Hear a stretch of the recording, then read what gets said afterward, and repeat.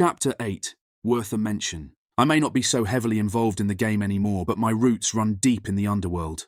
When they cut down a mighty oak tree to build those new cardboard houses, they never manage or are able to totally completely remove the tree's roots, or the knowledge of where they once were. Those will always remain in the earth, as their very existence will always be a blueprint of strength, and is one that will always ensure that we know of what was, and that they're there somewhere.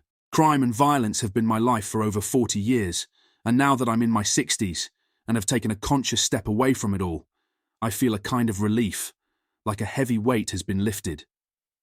I'm now more relaxed, mainly because I'm less likely to have someone coming for me.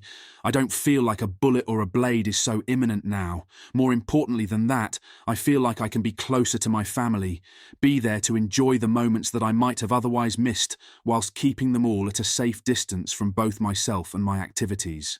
I don't deny or even denounce my life of crime, as through it I have formed solid friendships and unbreakable bonds with good people, people who I'm still in touch with today and will be until the end.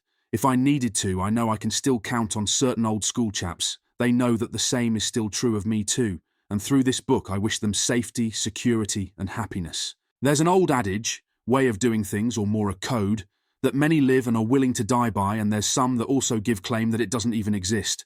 Those that are of the latter and live by no code are the same that don't have any morals in much of what they do and how they live. I consider those same naysayers, and people that aren't willing to live by the known and respected underworld's code of ethics, are the same that feel they can then live without repercussion or be held accountable for an ill or wrongdoing. As even proper villains have principles, as during your apprenticeship, being around some of the old villains and old school will have ingrained within you of such rules, like never involving women, kids or straight goers, never grassing and without compromise, always loyalty. Very early on, you make a choice and pick a side. You go left, or you go right. You either go straight, or you operate on the other side of the law and accept the rules of that world. As it's said, if you sit on a fence long enough, you'll eventually get impaled by it. To say there's never been a code is as ignorant as it is arrogant, and simply insulting to many of the greats, Wilf Pine, Frankie Sims and Roy Shaw, to name but a few, all who lived and died by the code. Speaking metaphorically, there are lines in the road for a reason, and as much as for most of my adult life, I felt the speed limit didn't apply to me, I still picked a lane and accepted the consequences that went along with that same choice and decision. The same standard applied to how I made and kept friendships. Keeping your friends close, but your enemies closer is something I've never understood or lived by. Save that for the movies and entertainment, as we'd never ever let someone of the wrong type or standing to be amongst us. Who the fuck would willingly drink, operate and entertain from a poisoned well?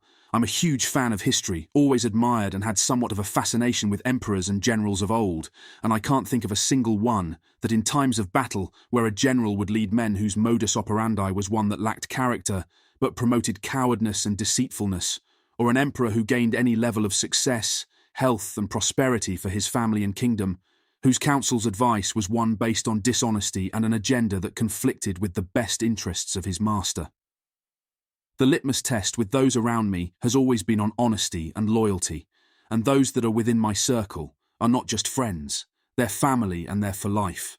There is no better start in a young boy's life than being taught the rights and wrongs, and as I've experienced, there's none better than my father, as it's also my belief this should be any dad's moral obligation and responsibility. But there's an undeniable truth that some of the biggest influences will be our peers. There's been people that I've considered top of the tree, and impressionable men that I've either worked with, known from childhood, or through association, that have instilled as much a moral compass in the workings and existence of the underworld, as much my father did in terms of the rights from wrongs. I'd mentioned earlier that my dad had an association with the twins, and like a lot of people that worked or had business dealings with them, being on the payroll or dealing in matters of goods that found their way off of the back of a lorry, if things went sideways, you paying your fair share meant certain protections could be extended to you. When my dad got his hands burned down to the actions of a grass, and a stretch behind the wall was on the cards, like any man worth his salt, my dad accepted that he could be doing a lump of porridge, and even after an invitation from the twins, stepping in to help defer or sway someone's memory and witness statement, my dad said, "No, I knew the risks, and will accept the verdict. You don't need to be a seasoned villain or chap to know that you never speak. Rules are rules. And that's why the teachings and lessons of a man's integrity and his morals should be never on auction or up for debate. There are simply too many chaps to list, and for me to say from my personal experience that one is of more standing or measure than another is something that simply can't be done. It's also not a question of who I respect more or less, or the amount of work they've done on the pavement, as there's a good few people that understand the workings and rules of the underworld, have never done a stretch or been involved in anything heavy, but carry the same level of moral integrity as the staunchest of villains that I know. But, again, from my personal experience, I will say there are some men that, as much as they've left an impression, have also left a mark on me. There are a few names that, when I think back on, that no matter what's going on in my life, always make me smile, give me a sense of pride in knowing and being able to call them family. The same were also of such impact that to this day are as impressionable as they were in some circumstances 30 or 40 years ago.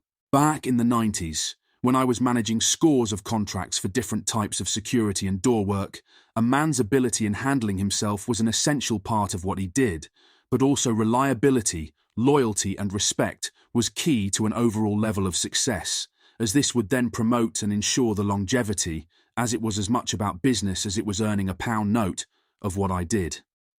One thing that I was always willing to do was give someone a chance, barring they wasn't a wrong un or a total fuck-up, and to a degree, what with the established firm I had behind me, it worked well, and it wasn't long before my reputation and name spread throughout, not only London but surrounding areas too.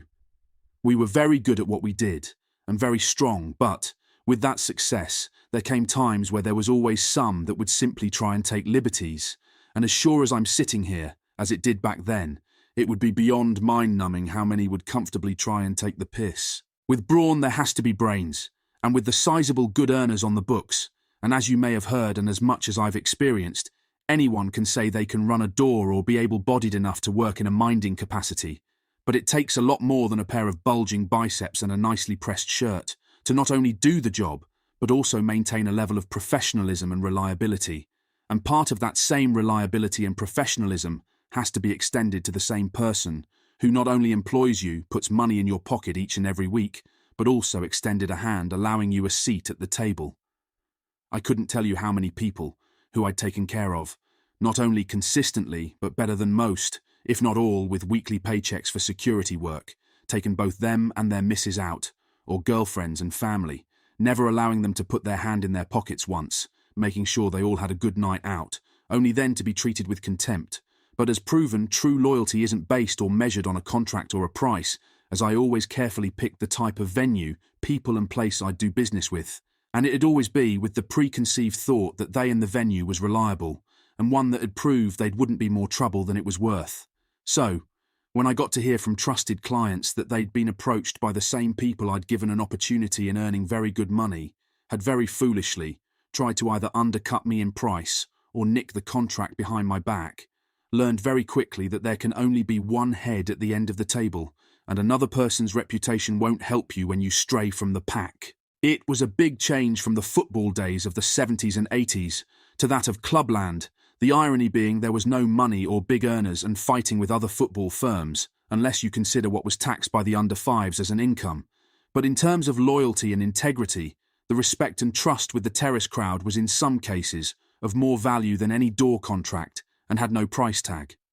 There were a good few people that were a proper handful, I mean real menaces on the terraces. Some are sadly no longer amongst us, but their names will forever live on. Bill Gardner is a person that from my first meeting is a man who I took great pride in standing alongside and will forever be one of absolute legend. It doesn't matter whether it's a day, week or a year that has passed.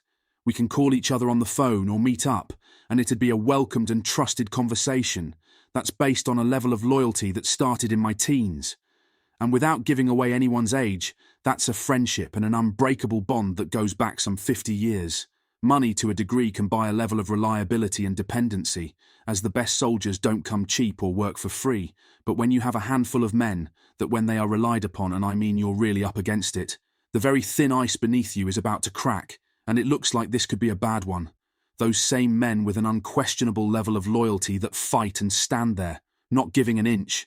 That is something that can never be bought or borrowed.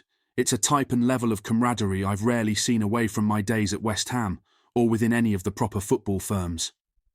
Another name, as much as some but a lot more than others, who without question was as impressionable as he was leaving a mark on me growing up, was and remains to be Vic Dark.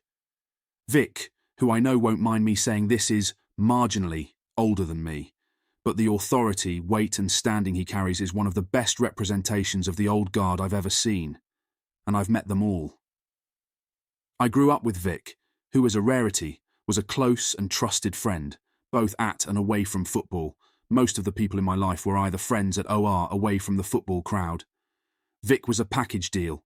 He was what everyone wanted to have as their big brother. He oozed charisma, could cut a rug, and had some serious fucking bottle. And growing up in East London, one thing you had to have was either some serious brains or the willingness to take it to any level. That man would never budge or give so much as an inch. He was as game as they came, and then some fucking dangerous under any circumstances. We'd go out at weekends, clubs, discos, pubs, birds. He knew how to handle anyone, size, crowd or situation. As a teenager, I looked up to him a lot. In fact, I'd have to say he was the most impressionable person I was around during that time. He was everything I wanted to be and could have wished for if I ever had a big brother. Some people align and identify with the teachings and writings of a divinity, a king, or a political leadership. For me, it was Vic Dark. It was whilst I was still in my teens when he got his first bit of bird, and I was absolutely gutted when he got handed that stretch. It felt that a large part of me had been taken away, part of my strength had gone, and the safety net that existed for a long time was no longer there. I'd go as far in saying that it was like I'd lost a limb or part of my sight. I remember I would go with both his brother and mum to see him on visits, and conversations we had where he'd give me an honest insight to prison life, or lack of, and never end up in here, Carlton, so it's total shit. In my mind, only those that respect and have your best interest at heart will tell you the falseness of people's claims of living in a concrete box being one of simplicity, or how easy their life is, and they have it made behind the wall. He made sure that I understood the truth of it, and where he was, and would impress on me the cold reality of his own situation and the loss of years behind the wall. His mentorship, friendship and advice had now progressed from that of previous years. He was now playing the role of a big brother in every sense of the word, now teaching me new, invaluable lessons that couldn't have been given when we were two local lads who once walked the shared streets of our East London neighbourhood when we were all out on a Saturday night or during daytime ventures. It was during those visits and seeing a close friend in that situation that helped me stay out of prison, the cold and soulless existence of a human being whilst in prison, who against all odds would never fold or be beaten, now being treated and held in the same capacity of a man with no life or future. Vic is a man's man. His loyalty is both unbreakable and unquestionable. He is someone who'd stand and be willing to give his life and soul when defending both his name and the very morals that define who he is, and the underworld code that remains as much of him as his own beating heart. Wilf Pine is and will always remain on another level. Wilf, who was born in Newcastle, had an upbringing that was typical to a lot of hardened villains, but there was something that made this man so respected and one of a kind in terms of his standing amongst the absolute cream of the crop. They really broke the mould when they made him.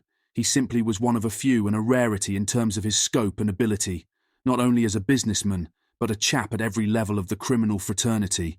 He was a man who knew how to operate on any level, and of those that are within the top crime families and members of the whole criminal infrastructure, who's had dealings directly with Wilf, will not only tell you of the respect they have for him, will of equal measure never allow a bad word to be said. As I've said, power and respect are something that remains very difficult to not only get within crime, but also to maintain and hold on to, as once you've been given or taken the reins. Competition never allows you to take a day off. Friends as much as foes can come knocking 24/7, but Wilf did this with apparent ease and with great success. His skill set was something that allowed him to relate and identify with the single family-run corner street shop, as much as being able to shake the hand of one of the most powerful men in all of crime. Again, as a testament to his ability in working within any crowd or type of business, even after he did a stretch, living within the confinements of a prison cell and life. When he first came out, he successfully managed one of the biggest names in rock history. This was attributed again to a skill set that was unique to him, and let's be honest, If you can keep a rock star and his band of real rock and rollers in check, you know you've got something. Wilf had connections throughout much of the known and unknown underworld, and it can't be said enough how he was a very heavily respected man, who I can comfortably say was on a level that should be used as a benchmark for anyone within organised crime. Wilf became the adopted son of Joey Pagano, the head of one of the major New York crime families, and had his life written about in a book. There's even a written account of Wilf fighting shoulder to shoulder with John Gotti in a gun battle. To this day, Wilf is known and accepted as the only Englishman and person of non-Italian blood to ever have been a made man and being a full-fledged member of the American Mafia. Wilf is, as many top-tier villains will attest, part of what can only be accurately referred to as gangland elite, an absolute legend within a world that can never be fully explored or talked about. I first got to hear of Wilf's name through a good few of the chaps and villains, who all spoke of this man as if he was some sort of myth and urban legend. But it wasn't until I got to actually meet and spend time around him I learned and saw firsthand how much of an enigma he actually was. It was during some work of shared interests together I got to see how intelligent and immersed he was in every aspect of not only the British and American underworld, but life and all those involved in it. He had this aura about him, and it wasn't that you were scared of him, only that you were conscientious of the fact to be in his company was something special and was something of a privilege to be included in any capacity or amount of work. You may have seen and heard of young actors speaking of their experiences around seasoned greats and the unmeasured level of respect that was given without thought, simply down to their presence and voice in a crowded room of any size. When Wilf spoke, his voice was empowering to the point where he never had to raise his voice or shout to be heard. It was also the way he carried himself. It simply made me drop whatever I was doing to listen to what he had to say. To this day, and conversations I still have with those close to him, I will always consider it an absolute honour to have been called a friend by Wilf, to have been in both his company and spent time with him. To be extended a hand, an invitation and being vouched for, so as to meet those much higher up the ladder and on an international level, is something that's beyond any amount of appreciation or gratitude from me. His known trademark was his walking cane and the gold top set upon it, but it's only his voice and the way about him that will be remembered by those that knew and were actually around him. Some have to work at becoming legends, only reaching the halfway mark. Wilf Pine is someone that was born with all the natural abilities of a general of armies, a captain of industry, and a man of great stature who championed many ventures in many lands. Frankie Sims is a fellow native East Ender and a man who stood in the Tibbs corner, as much as a lot of highly respected, heavy-duty men. When Frankie spoke to you, it was with the knowledge and invested insight of several generations, advice and learnings that if missed was on par as losing out on the winning lottery numbers. Another man who, when I was in his company, could never bore you with the wealth of experience he had and was willing to share with the right people, and like any of those within the circle of respected villains, had plenty of bottle and would never back down. His principles, amongst many of his other admirable qualities, are something that I've always respected. The times he got served some serious bird, he never moaned. Not once, he simply got his head down and dealt with it. When he's come out from doing some serious porridge, and like a lot of connected people, if and when he's been offered a bit of work that had taken him clear to a stay of luxury and an easier life, no matter the size of the prize or amount of gold, he's chosen to take care of his family first, each and every time. No bag of money was big enough, nor any number of shiny stones could ever take the place to that of his family. Frankie Sims is one of those that remains very impressionable on me, and as much as there's very little written on him, a lot is known by the right people, and for the right reasons. Down to me living in several places, and with business dealings having me move about a lot, if Frank hadn't seen me in a while and learned of where I was, before I got time to put a pair of shoes on and be out the door, he'd already made his way over to wherever it was I was staying, and it didn't matter how far or where it was, he'd make that journey just to say hello and make sure I was okay. A man who didn't have to speak to be heard or respected, and until this day is someone that I have an unconditional amount love, respect and hold in the highest of esteem. Roy Shaw is a man who has to be included, not because he's a legend, known and respected man in many circles, including mine, but simply because he's someone I always had a good night out with, and we enjoyed each other's company. Back in my teens, there wasn't one of his fights that any of our crowd didn't attend. It was always a big deal, and it was part of who we were, going and supporting one of our own. His fights were truly legendary, and as entertaining as the fights were, the after-parties that were always held at the Circus Tavern were as good. When it came to a fight, Roy was a very dangerous man, inside and outside the ring, and anyone that had it with Roy on the cobbles, if being honest, will tell you he hit very hard, and the only way to stop a man like Roy was to knock him out, and good luck with that. One of the biggest misconceptions and untruths out there, largely at fault and fueled by the newspapers and those that had never even met or knew Roy, was his business sense. He was a very clever man when it came to earning and investing a pound note. On and under the surface, Roy was unquestionably a very tough man, had a look and face that would make any judge reconsider a potential conviction, and enough to even get the hairs on the back of a ghost neck to stand up. But again, it's only after you've spent time and been around people that you learn who they really are and how they tick. Of the many things I always enjoyed and appreciated about Roy was our nights out, and believe me, he had the stamina and willpower to outdo any man in either his teens or 20s when it came to enjoying himself. He was simply unstoppable and a machine. He was always fired up and could only slow down, not stop, when the last person had left the room or dance floor. There was one occasion when a lot of people were going to an event being held at the Cat's Whiskers nightclub in Streatham, South London, and as always, we made sure everyone was sorted getting picked up and taken to the event. I was in a limo with a bunch of people when I was called and asked if I was anywhere near Roy's place. Even if I wasn't, Roy was someone I would always go out of my way for, as his energy and dry sense of humour was welcomed and appreciated by me, and like I said, I always had a good time when we were out.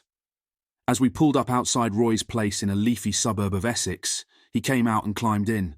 One thing about Roy was his presentation, always impeccably dressed and on time. There was nothing ever cheap about Roy in either his looks, manners when around women, or his taste and lifestyle.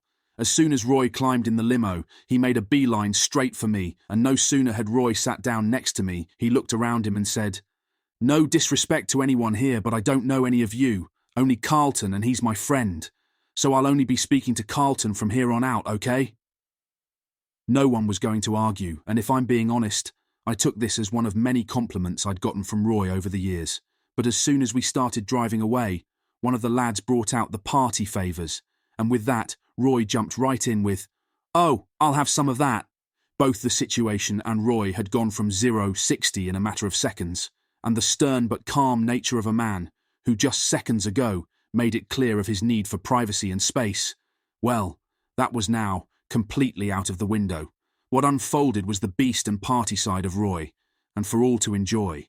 The fun and energy didn't stop there though, as when we pulled up to the event, and being we were coming as VIP guests, and if anyone that's been to the Cat's Whiskers will tell you, you have to enter from the side.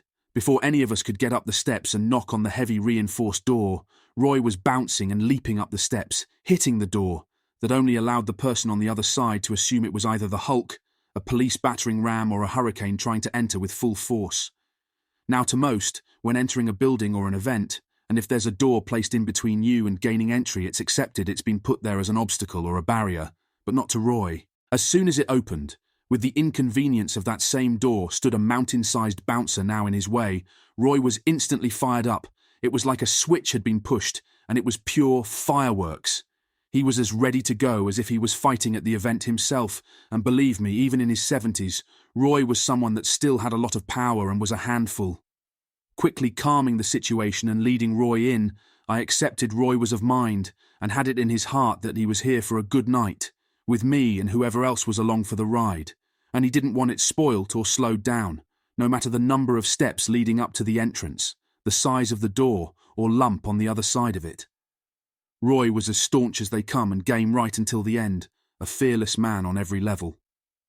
Charles Bronson to me is someone that also encapsulates a commendable level of integrity and respect, but much like Roy, there's more untruths and lies written and talked about him, and none more, again thanks to the press and people that don't know or have taken the time in speaking with him. Now the first thing that a lot of people forget is Charlie is heavily isolated from the whole world.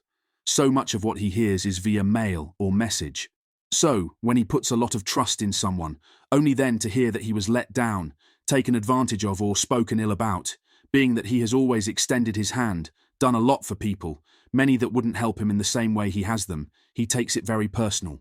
The man has been misquoted and lied about more times than I can begin to explain, and by a lot of people, but being Charlie, he wears his heart on his sleeve and always helps people. When it comes to a charity, and especially one that involves a child, He will dedicate an enormous amount of his time and energy into whatever is asked of him, and then some. It wasn't long after the release of Muscle back in 2002 that I was living in Noak Bridge when I started getting letters, cards, and also items that people wanted signed being sent to me via the publisher, and the one that really surprised me was from Charles Bronson. When I first opened the envelope, the first thing I noticed was the picture he'd drawn and put in there. The next was the letter he'd written to me. What took me back was the fact he'd taken the time in writing to me, telling me he'd read my book, Muscle, that had been sent to him from Blake Publishing, complimenting me and saying how he'd really enjoyed it. On the back of the drawing he'd sent, he wrote, "You're a true warrior, and anyone that's a friend of Vic Dark will be a warrior too," and it was signed Chaz. I was told some years back that when Vic was away, both Charlie and Vic used to train together, and when Charlie was holding the bag for Vic to punch and work out on, it was with such a level of impact and a type of mannerism being displayed by Vic that impressed Charlie to his core. From there, I would often hear and read that Charlie had mentioned and spoke well of me in several of his books, which I took as a massive compliment. The first opportunity I got, I helped raise some money for an event that was being held in an effort to try and get him a release. I also had the privilege of looking after his mum and family at a few events. Lovely people.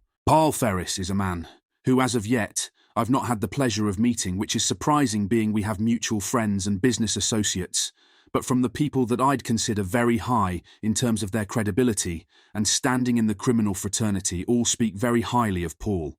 Like I mentioned earlier, Wilf was a man who was top of the tree, and he never ever kept or allowed fools around him. And if Wilf spoke, not only well but also extremely highly of someone, then you knew they were of a gold standard. When Paul's name came up, it was without question in the most respectful and with the highest regards. Tony Tucker is as much a name as he is a person, who will be remembered for reasons other than the man I got to know as one of my best and closest of friends, and no number of films, documentaries or conversations have or will ever truly reflect either him or the person he was, and definitely not either the relationship or friendship that was prematurely ended on the 6th of December 1995. When deciding if Tony was to be written about, it was without question he should, but one of a few things I had to decide on was what and how he should be remembered. It's a given that people will always expect me to talk about him, but it's going to be solely mine in what way and how I share the friendship we had. We both grew up in Forest Gate, East London, and as much as we went to different schools, Tony attended Sandringham, I went to Stratford Grammar, and there's a good chance we unknowingly brushed past each other in and around, if not the same shops, but even stood in the same pubs and clubs at the same time, as the shared company and circles we moved in, at one stage or another, all knew or worked in a shared capacity during their reign.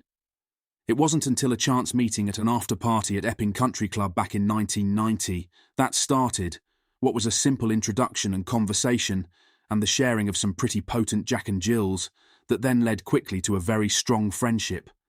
It was one that instantly ticked all the same and right boxes, and it was from here that strong bond, that I believe, is what made his death that all the more painful. It was an instant and automatic liking for each other.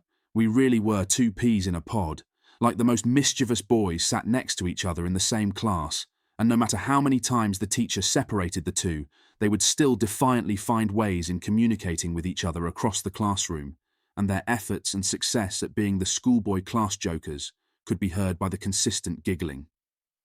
A lot of friendships, especially close ones, are much like two brothers. One will inevitably take the lead, and that is one of the big brother role.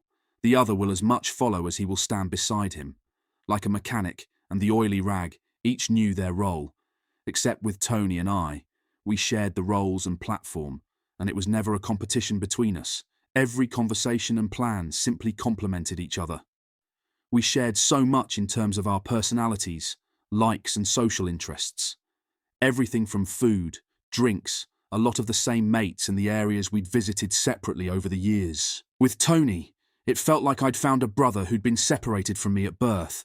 There wasn't anything we weren't willing to share when it came to a conversation. Fears, concerns, ambitions, dreams, there was no inhibitions. And that's what I honestly feel bothered people. They never knew Tony, were and remained jealous of the friendship and bond we had, and if anything, their poisoned opinion and cowardice malice was more destructive than the drugs that changed Tony. We planned a lot of what we did on a social level together, and as much as it still pains me, I can remember the promises we made together for our shared lives in the future, As a person, Tony was a very powerful man, and he could have a row, but he wasn't indestructible, and I'm sure he went down a few times. But to me, his strength was measured by his willingness to swerve using weapons, as we both were of the mindset, if it takes a man to beat you when he's firm-handed and still needs a tool, then Tony would rather lose fighting just one man with his hands than beating 30 with a weapon. Tony wasn't a tool merchant, but he wasn't stupid either, so one day he asked someone, definitely not me, to get him a little insurance policy, which this someone, who wasn't me, was able to get him pretty quickly. When I was sat in the offices Tony and I shared one afternoon, he locked the door and removed a ceiling tile, pulling out, what I now think could possibly have been, a pistol with a suppressor on it. "What the fuck are you doing keeping that in here, you silly cunt?" I asked. He replied, "Well, I couldn't keep it in the shop, could I?" He went on to tell me that he wanted to take it home and keep it indoors, whatever it was, so I agreed to follow him back to his house to make sure he didn't get a tug, and once I'd seen him and his sports bag go through the door, I fucked straight off home to Brentwood. No sooner had I closed my own front door behind me, Tony was phoning me. "Fuck's sake, Carl, get back here quick, will you, mate? I don't know what I've done here." I stopped him there and told him I'm on my way. My Saab 900 Turbo saw 3-digit speeds along the A128, and I probably made it to Tony's in Chafford 100 in about 10 minutes flat. He had a big new build house, which he came out of as soon as he heard me screech up outside. I approached him thinking, he must have killed someone. But I didn't say a word as he ushered me inside and up the stairs. The master bedroom was pretty big, and in the room across the landing he had a full-sized sunbed, the type the tanning shops have. Tony pointed at this little hole in his bedroom wall and beckoned me to look. Well, when I looked through, I could see across the top of the stairs and into the opposite bedroom, where I could also make out another hole in the top of his sunbed. "What the actual fuck, Tone?